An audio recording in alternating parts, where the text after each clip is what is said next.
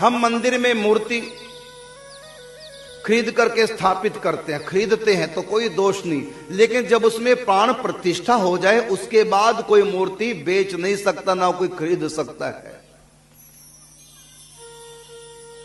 यदि किसी से सेवा नहीं हो रही है तो दूसरे को ऐसी दे दे पैसे लेकर, नहीं कि इतने में मैं मूर्ति बेच रहा हूं, फिर वो मूर्ति नहीं रही।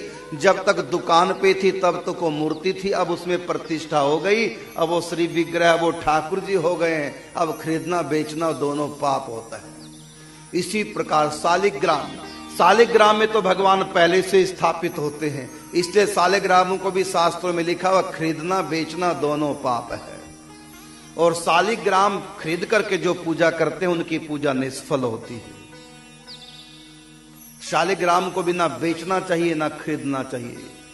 यदि आप शालिग्राम की सेवा करना चाहें तो दुकान पे जाएं, उनसे ले लें और दक्षिणा के रूप में 1500 रुपया उनको दे दें, दक्षिणा के रूप में।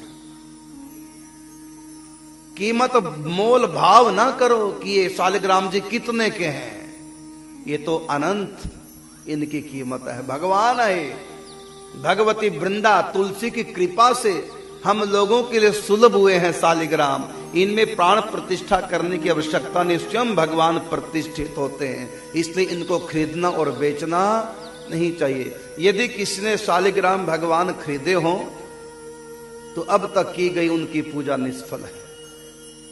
अब क्या करें? अब ऐसा करें कि शालिग्राम जी को मंदिर में दे दो या किसी संत को दे दो, उसके बाद उनके हाथों से फिर ले लो, उसके बाद फिर पूजा करो। अब ये खरीदे हुए नहीं है, अब ये कृपा से प्राप्त हुए हैं, तब इस अपराध का परिमार्जन होता है। इसलिए खरीदे हुए शालिग्राम की सेवा पूजा नहीं की जाती।